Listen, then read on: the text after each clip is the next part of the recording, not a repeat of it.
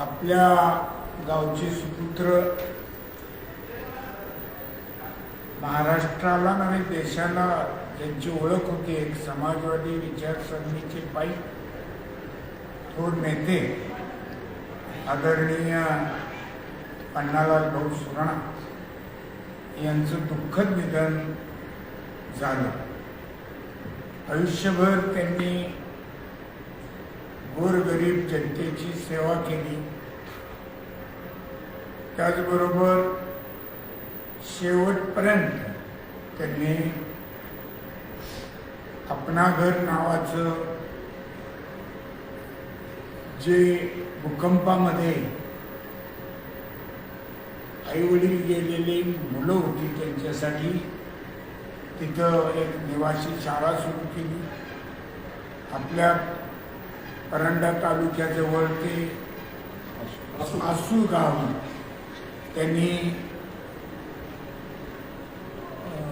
ह्याचे जलसंधारण भूसंधारण या बाबतीतले चांगले चांगले प्रकल्प राबवले आणि शेवटपर्यंत सर्वसामान्यासाठी आवाज उठवणारे नेते म्हणून भाऊंची सगळ्या महाराष्ट्राला ओळख. काल त्यांचं रात्री वयाच्या 93व्या वर्षी निधन झालं आणि सगळ्या बार्शीकराला नव्हे महाराष्ट्राला जे जे या चळवळीतले आहे किंवा त्यांच्या विचारांची बांधिलकी ठेवणारे त्या सगळ्या नागरिकांना, कार्यकर्त्यांना, नेत्यांना अतिशय दुःख झालेलं आहे. बार्शीकर सुद्धा पन्नालाल भाऊच्या कुटुंबियाच्या दुःखात सर्वजण आम्ही सहभागी आहोत आणि मी त्यांना भावपूर्ण श्रद्धांजली अर्पित करतो.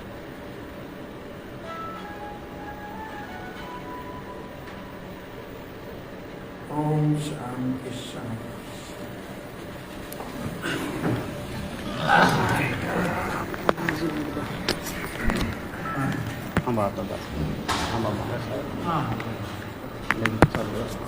सायलेंट करा.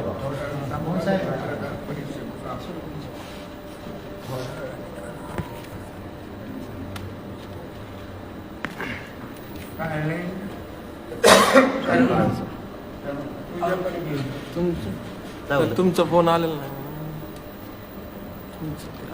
कोणाचा फोन? चालू करा. हां साहेब चालू. संजू वकील साहेब या इकडे या. साहेब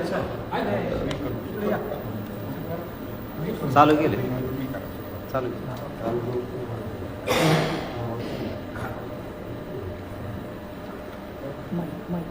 नमस्कार सर्व पत्रकार मित्रांना.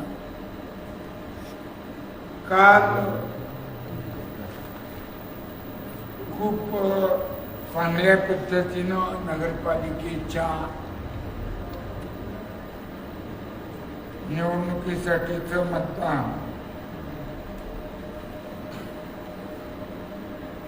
काही 2-3 प्रभागामधले प्रकार वगळता इतर ठिकाणी शांततेनं झालं. त्याबद्दल ज्या ज्या ठिकाणी शांततेत मतदान झालं तिथल्या सर्वच पक्षाच्या कार्यकर्त्याचं मनापासून अभिनंदन करतो. त्याचबरोबर पोलीस खात्यानं सुद्धा काल चांगल्यापैकी कामगिरी पार पाडली. त्याच्यामध्ये DYSP सायकर साहेब, PI कुकडे, त्यांचे सर्व API, PSI, बाहेरून आणलेली पोलीस फोर्सचे सर्व शिपाई कर्मचारी, बार्शीचे शिपाई कर्मचारी, पोलीस स्टेशन या सगळ्यांनी आपापल्या परीनं विशेषतः होमगार्ड आणि महिला शिपाई आणि होमगार्ड यांनी चांगल्यापैकी काल बंदोबस्त ठेवला त्याबद्दल त्यांचंही मनापासून मी आभार मानतो आणि धन्यवाद देतो. पण काल नागरिकांनी पण उत्स्फूर्तपणे मतदान केलं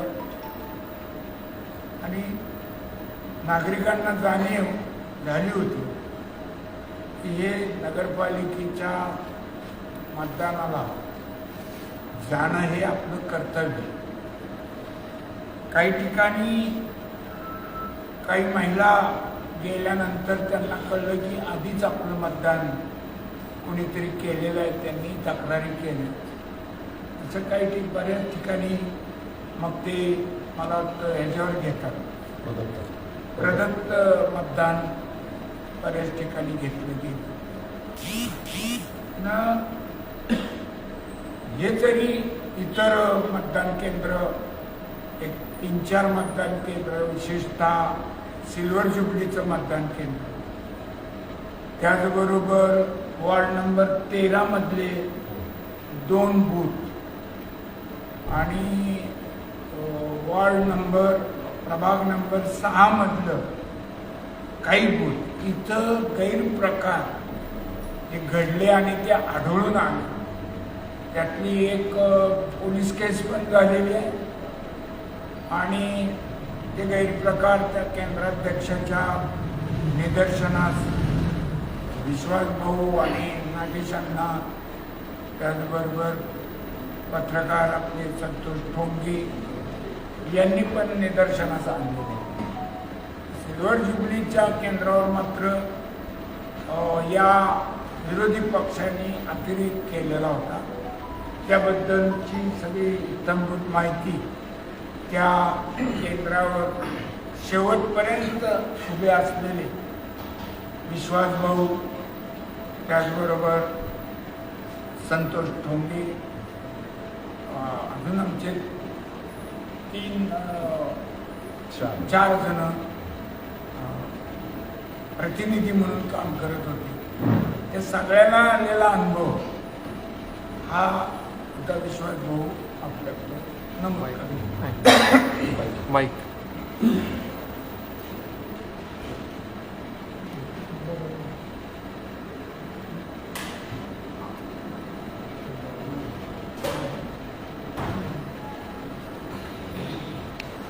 नमस्कार. मी सर्वप्रथम बार्शी शहरातल्या ज्या लोकांनी मतदानाचा हक्क बजावला आहे त्या सर्वांचं मनापासून आभार मानतो. काल सिल्वर जुबली हायस्कूल या ठिकाणी जे 5 बूथ होते त्या ठिकाणी आम्ही सकाळी 7 वाजता प्रत्येक बूथमधील आमचा प्रतिनिधी आणि नगराध्यक्षाचा प्रतिनिधी म्हणून मी त्या ठिकाणी उपस्थित होतो. जवळजवळ मतदानाची प्रक्रिया सुरू झाल्यानंतर 7:30 वाजता 7:30 ते 7:45च्या दरम्यान ग्रामीण भागातली एक गाडी त्या ठिकाणी बोगस मतदान करण्यासाठी आली होती. परंतु मी स्वतः त्या ठिकाणी हजर असल्यामुळं आणि प्रत्येक लोकांना ओळखू शकत होतो, ती तिथूनच बाहेरच्या बाहेर परत पाठवली गेली. आणि आजपर्यंतचा त्या बूथवरचा आपण सर्वांनी अनुभव पाहिलेला आहे. जरी आपण तिथं प्रतिनिधी कुणी बसवले तर त्यांच्यावरही प्रेशर असायचं, दबाव असायचा आणि त्यांना पाहिजे असं ते मतदान करून घेत होते. त्या ठिकाणच्या काही ठराविक समाजाच्या लोकांना फोनही त्यांनी केले होते की तुम्ही मतदानाला येऊ नका. काही मुस्लिम समाजातले असतील, लिंगायत समाजातले असतील, अशा लोकांना फोन करून धमक्या दिल्या होत्या. परंतु आम्ही त्या ठिकाणी पूर्ण तयारीनिशी गेलेलो होतो. मी स्वतः एसपींना अर्ज देऊन 2 स्वतंत्र बॉडीगार्ड माझ्यासाठी घेतलेले होते आणि मनामध्ये पक्क ठरवलं होतं सकाळी 7:30 ते मतदान संपेपर्यंत त्या ठिकाणी आपण हजर राहायचंय. लोकशाही पद्धतीनं मतदान त्या ठिकाणी झालं पाहिजे ही मनामध्ये पक्की खुणगाठ बांधलेली होती. जे कोणी प्रशासनातले लोक होते, पोलीस यंत्रणा होती, त्यांच्यावरही सरकारचा मोठा दबाव त्या ठिकाणी पाहायला मिळाला आणि प्रत्येक बूथवर फिरत असताना बोगस मतदान आधार कार्ड नवीन छापून घेतलेले ते लक्षात यायचं लगेच. जागोजागी अडवणूक करून त्या ठिकाणची माणसं बोगस करायला आलेली ती परत पाठवली. एक तर असं उदाहरण होतं, वयवर्ष 72 मुलगी आणि मतदान करायला आलेली एक तरुणी त्या ठिकाणी दिसली. आजपर्यंत त्या बूथवर त्यांना जी मनमानी करायला मिळत होती ती जाग्यावर रोखल्यामुळं त्या ठिकाणी त्यांना वाटलं असेल की इथं कोणी येणार नाही आणि आपण नेहमीप्रमाणे मतदान करू. मला या ठिकाणी आवर्जून सांगावंसं वाटतंय, मी प्रेमाने कपडे काढून देणारा माणूस आहे. आडव्यात गेलं तर द्यायची भानगड अजिबात नाही. तिथं जातानाच ठरवलं होतं होऊन काय होणार आहे, जीव जाईल, पण शेवटच्या क्षणापर्यंत लढायचं आणि मतदान सर्व व्यवस्थित करून घ्यायचं. जीवावर जर बेतत असेल तर असं सहज सोडायचं नाही, 2-4 घेऊन जायची तयारी माझी होती. त्यामुळं प्रचंड असा चळफळाट त्यांचा व्हायला लागलेला होता. आपल्या इथं येऊन आजपर्यंत जे घडलं नाही ते इथं घडायला लागलंय आणि ही निवडणूक आपल्या आता हातातनं गेलीये म्हणून 4 वाजेपर्यंत मला माहित होतं हे सकाळच्या वेळेत काही होणार नाही. जर सकाळी 11-12ला जर त्यांनी काही उद्योग करायचा प्रयत्न केला असता तर इतर ठिकाणच्या मतदानावर परिणाम होईल. 4 वाजता पुन्हा आम्ही अलर्ट झालो. माझ्या बॉडीगार्डना सांगितलं आता खरी वेळ आता सुरू झालेली आहे. एक आमचे सहकारी चिकू आपला काय शिंदे, त्याला भरमसाठ पैसे घे आणि तू शांत बस, पण तो बहादर म्हणला नाही, म्हणला आम्हाला नेत्यांचे आदेश आहेत, मी इथनं हलणार नाही. हे काही त्यांच्या पचनी पडलं नाही. साधारण 4:30च्या नंतर काहीतरी कुरापत काढायची म्हणून काढली. कुरापती काढायच्या म्हणल्यावर त्यांच्याकडं अनेक कारणं असतात. कुठं जातीवर बोलला, अमुक बोलला असं प्रशासनाला सांगितलं आणि त्याला धक्काबुक्की करण्याचा प्रयत्न केला. त्याचे कपडे फाडले. त्याच्यानंतर मला ते समजलं की आम्ही आणि ते त्या ठिकाणी जात असताना संतोष कोंगे माझ्या मागच्या बाजूलाच होते, ते पुढे आले. डिपार्टमेंटचे जे बॉडीगार्ड होते, भाऊ तुमची जबाबदारी आमच्यावर आहे, तुम्ही थोडंसं बाजूला चला, हे आमचं बाकीचं आहे ते डिपार्टमेंट बघेल. बाजूला घेतलं. जात असताना पुन्हा अजून जवळ यायचा प्रयत्न झाला. बॉडीगार्डनं जो कोणी हात केलेला होता त्याचा हात अडवला. माझा फक्त चष्मा पडला खाली आणि मला एका मतदान केंद्रात आतमध्ये बसवलं आणि ते समोर थांबले. तोपर्यंत ठोंगेंना तिथं थोडी झटापट केली आणि त्यानंतर त्यांना असं वाटत होतं की आता हे सगळे निघून जातील. पण मी ठरवलेलं होतं मतदान संपेपर्यंत तिथनं हलायचं नाही. पुन्हा पोलीस फोर्स आला. मी पुन्हा प्रत्येक केंद्रामध्ये आत गेलो आणि बाहेर येऊन नंतर थांबलो. ही जी दहशत आणि गुंडगिरी आहे, या गुंडगिरीला या निवडणुकीच्या निमित्तानं निश्चितपणानं आळा बसणार यात कुठल्याही प्रकारची शंका नाही. त्यांना पुढच्या भीती की पुन्हा पुन्हा जर कोण इथं आपल्या केंद्रावर यायला लागलं तर आपलं काही खरं नसणार आहे, म्हणून त्यांनी हा उद्योग निश्चितपणानं ते करणारच होते. मला माहीत पण होतं सामोरं जायचंय, ही पक्की खुणगाठ बांधलेली होती आणि शेवटच्या काही धाकळ स्वरूपात झालं. परंतु आजपर्यंत जे एकतर्फी 1000 आणि 1500चा लीड मिळत होता तो निश्चितपणानं आम्ही रोखण्याचा प्रयत्न केलेला आहे.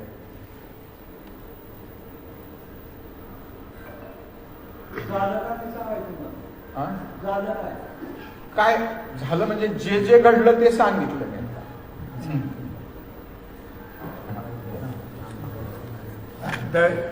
गोंधळ घालू त्यांना असं वाटलं की हे निघून जातील, पण निघून जातील आणि बाहेरची यंत्रणा विस्कळीत होईल. भाऊच्या अंगावर गेले तिथनं माणसं इकडे येतील, कुणी यायचं नाही, मी शेवटपर्यंत तिथंच थांबणार. आणि आमची यंत्रणा डिस्टर्ब होऊ दिली नाही मी.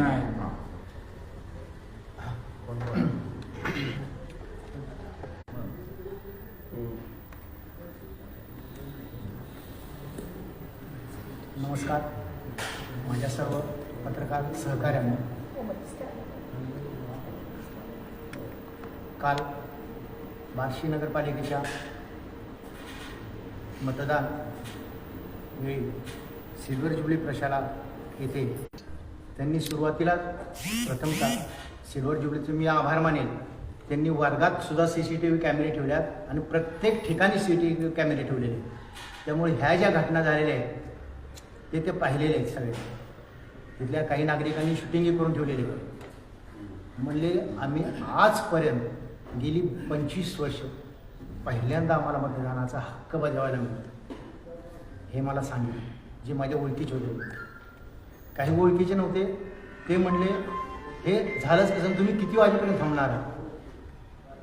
मी म्हणलं आम्ही शेवटपर्यंत थांबणार. सकाळी सुरुवातीला 8:15 वाजता एकदम मतदान केंद्राच्या आतमध्ये जी सिल्वर ज्युबली स्टेजच्या बाजूचं मतदान आहे तिथे एकदम क्राऊड 50 आतमध्ये, एकदम 50 क्राऊड आतमध्ये घेत आहेत. त्यांनी चेकच करायचं नाही, नुसतं नाव घेतलं की टिक मार्क केले की जा, टिक मार्क केले. मी म्हटलं इथं आमचे पोलिंग एजंट बसलेले आहेत, म्हटलं त्यांना त्यांचा चेहरा बघू द्या. तिथं ऑब्जेक्शन दिलं. तिथं मग बाजार समितीचे माजी चेअरमन रणवीर राऊत आले.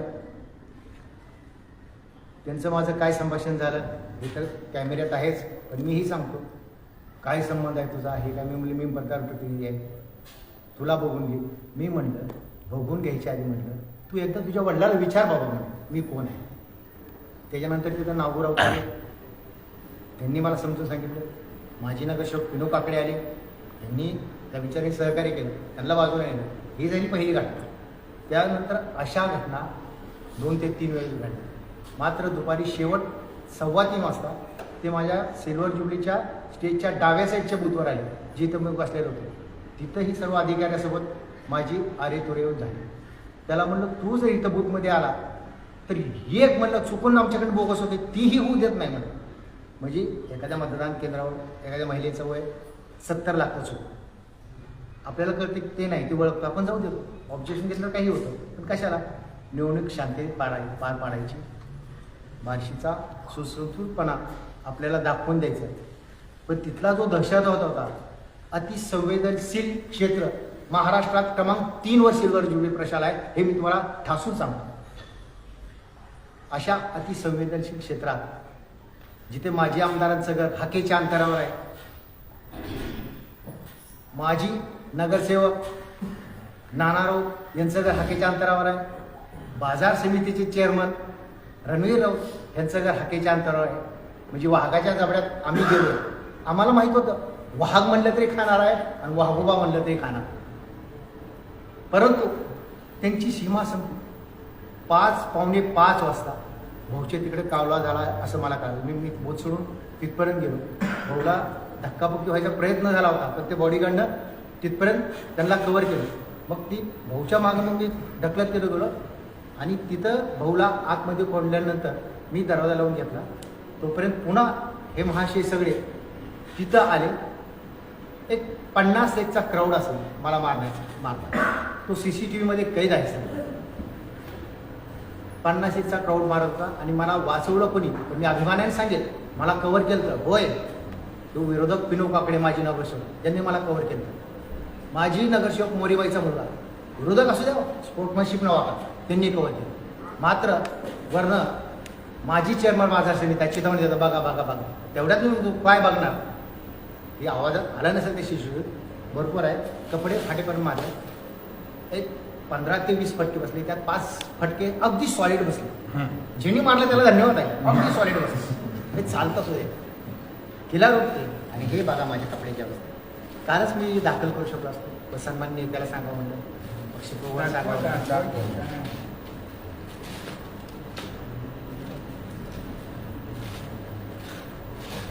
लागलेलं नाही विरोध लागले. असं नाही की आज सव्वा सुद्धा नीट दाखवू की बरं. अंगावर नको काढू.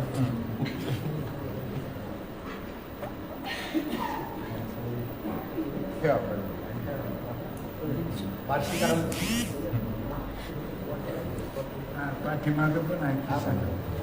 ठीक. ते जाऊ दे. बार्शी जी आता अशांत आहे. विधानसभेला त्यांचा पराभव झाला, राजकीय पराभव झाला. आता उरली होती फक्त दहशत. ती दहशत ह्या नगरपालिकेत त्यांना दाखवायची होती. 4:45 पर्यंत फक्त 60% मतदान होतं पत्रकार मित्रांनो, माहितीच नाही. जिथं सिल्वर जुबली प्रशालेत दुपारी 2च्या आत 80% मतदान होतं. 1:30-2च्या आत संपूर्ण मतदान होऊन जातं. मग पॅनिक ते झालीच, साहजिकच आहे. आपल्याला ज्यांची वृत्ती ज्यांचा चष्मा असेल ते दिसणार आहे त्यांना. त्यामुळे तो कालचा प्रकार घडला. पण आम्ही इथून पुढे अजूनही इलेक्शन आहे. योगायोगाने भगवंत जागा आहे. भगवंत काय लोकाला टोप्या घालून आम्ही सोन्याचा मुकुट घालणाऱ्यापैकी मी नाही.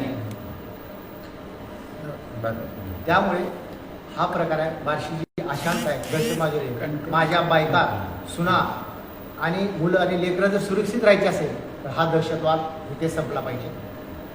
पुन्हा काय सर्व वार्षिकच सुज्ञा नाही. धन्यवाद. येऊ.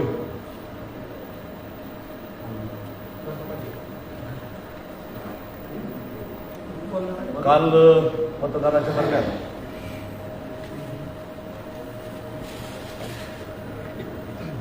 बाजूला ठेवा आता. पलीकडे हो संकेत.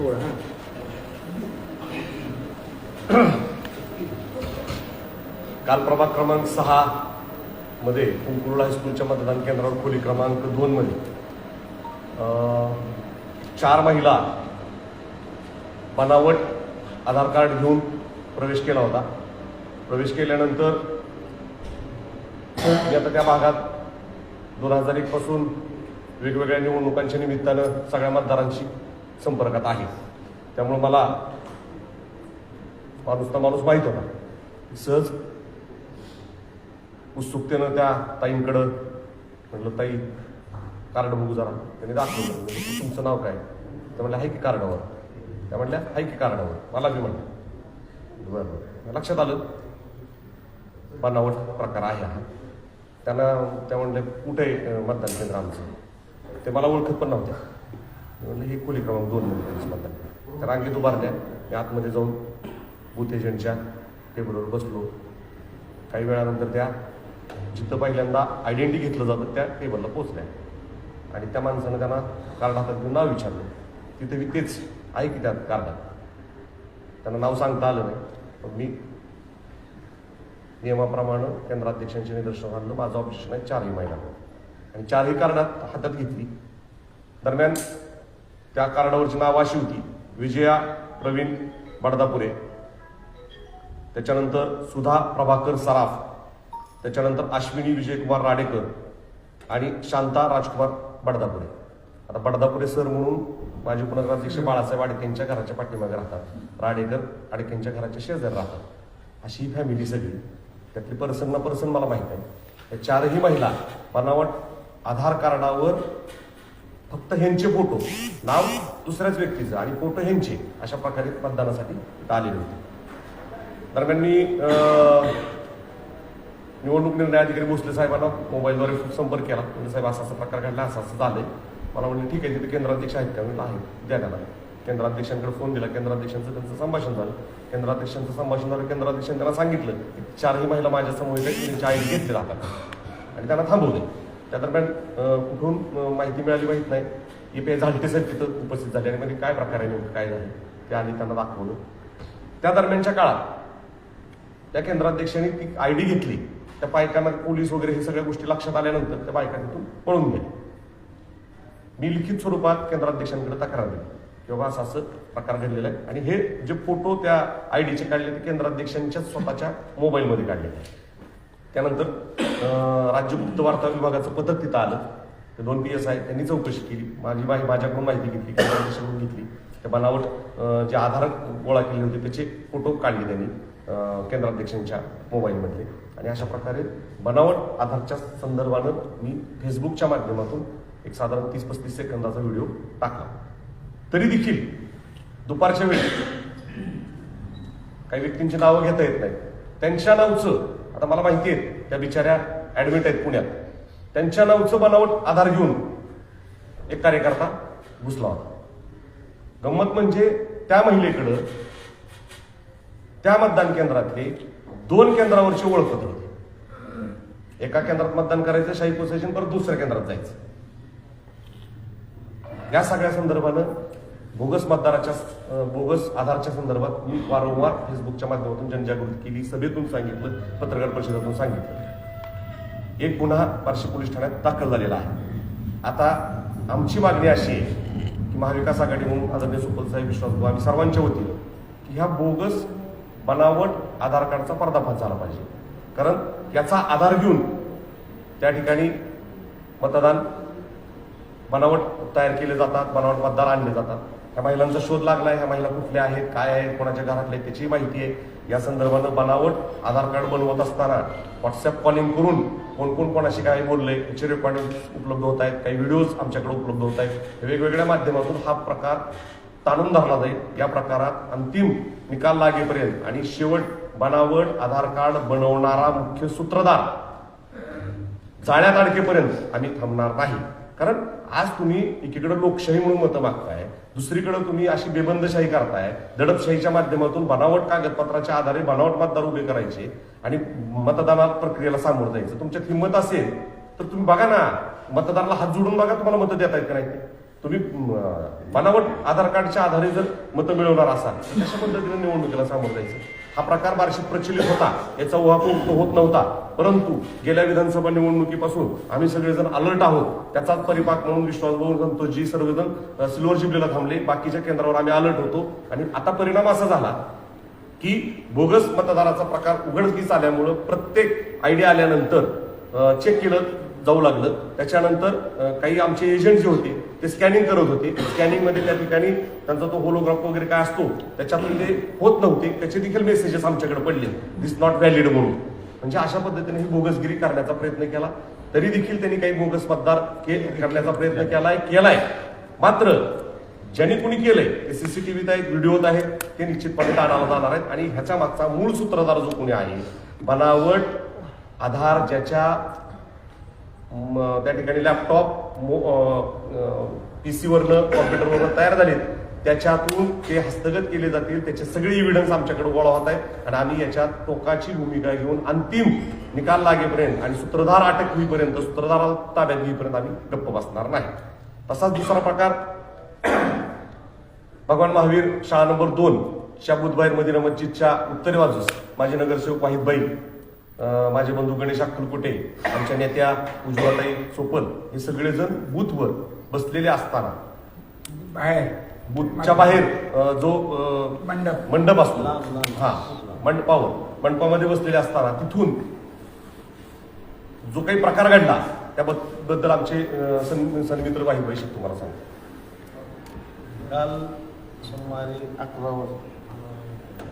18:50 वेळेस आमच्या नेत्या उज्ज्वलाताई, त्यांच्याबरोबर बहिणी, 3-4 बहिणी आणि आमचे उमेदवार त्या ठिकाणी आलेले होते. मग मी पण ते थांबलेलो होतो.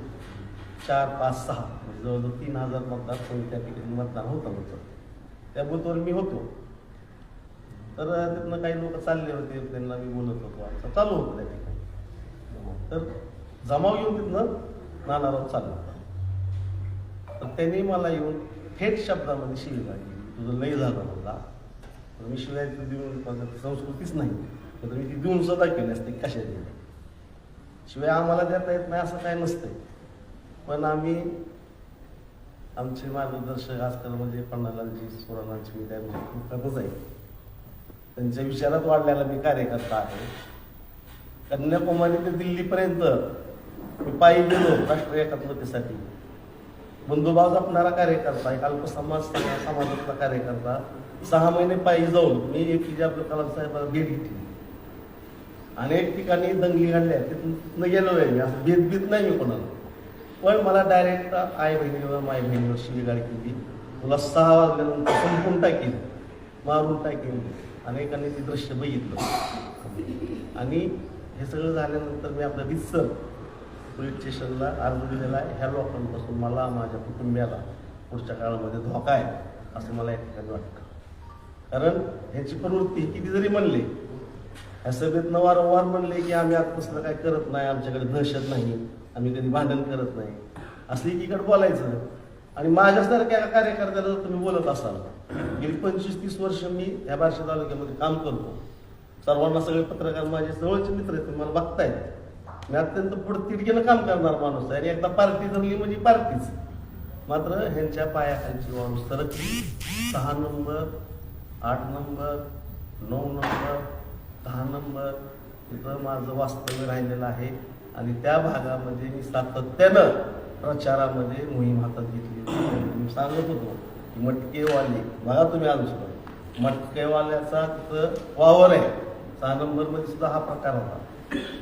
मटकेवाले, जुगारवाले आणि गुटकेवाले ह्या लोकांनी शर्ट काहीतरी केलेलं आहे माझ्याबद्दल असं मला वाटतंय. तर मला ह्या निमित्तानं सांगायचं की भेदभीत नाही, मात्र शर्यतीनं आमची संस्कृती नाही. वाईट ह्या गोष्टीचं वाटलं की त्या ठिकाणी महिला भगिनी त्या ठिकाणी होत्या. जबाबदार घरातली सून त्या ठिकाणी बसलेली आहे आणि त्याच्यात एकच अश्लील भाषेमध्ये अगदी हातवारे करून म्हणजे माझ्या तोंडापर्यंत हात आणायचा सुद्धा प्रकार केला. तरी सुद्धा मी स्तब्ध राहिलो. माझ्या बाजूला प्रमुख गुन्हेगार होते, त्यांनी म्हणले भाई काय जाऊ नका, चलत असते. पण लोकशाहीमध्ये असं नसते. लोकशाहीमध्ये तुम्ही जावा ना लोकांसमोर, आम्ही पण गेलो, तुम्ही पण जावा, चांगल्या पद्धतीनं तुम्ही तुमची मांडणी करू शकता.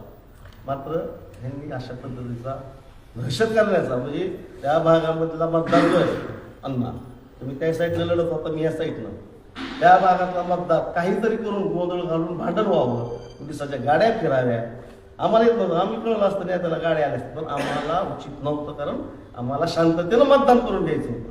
कारण आमची घोडदोडी विजयाकडे चालली होती. त्यामुळं आम्ही आमचा पाय अजिबात घसरू दिला नाही.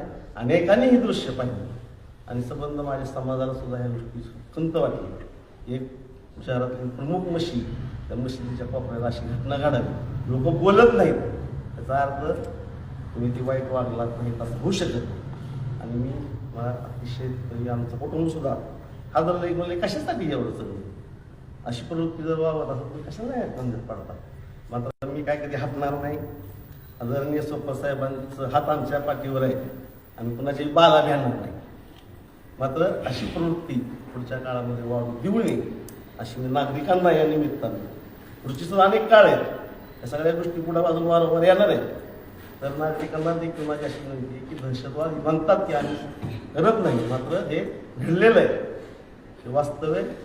आणि मला डिपार्टमेंटच्या माध्यमातून मला आणि माझ्या कुटुंबाला पुढच्या काळात संरक्षण मिळावं. आणि जर मला काय झालं तर त्याला हे राऊत कुटुंबीय, कारण विजय नाना राऊत ह्या ग्रस्तानं थेट माझ्याशी असं केलं वागणूक दिली असं नाही ना, असं नाही होत चाललं पाहिजे असं. त्यामुळं हा दहशतवाद काळ संपवा आणि काल झालेल्या घटनेचा मी निषेध तीव्र शब्दामध्ये निषेध करतो.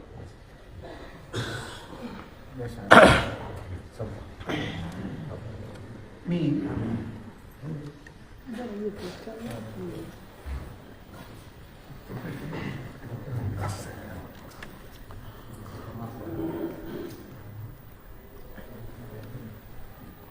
तर या निमित्तानं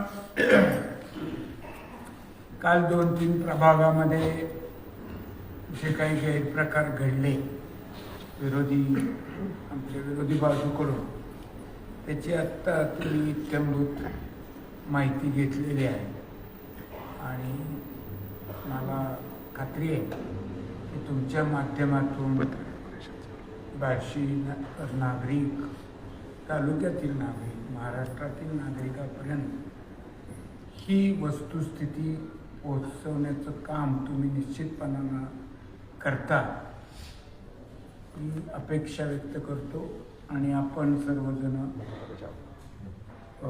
या ठिकाणी आलात त्याबद्दल आपले आभार मानतो. आणि सर्व बार्शीकर बंधू भगिनी मतदार जे आहेत त्यांनी काल जे मतदान केलं त्या सर्व मतदारांचं मनपूर्वक आभार मानतो. जय हिंद, जय महाराष्ट्र.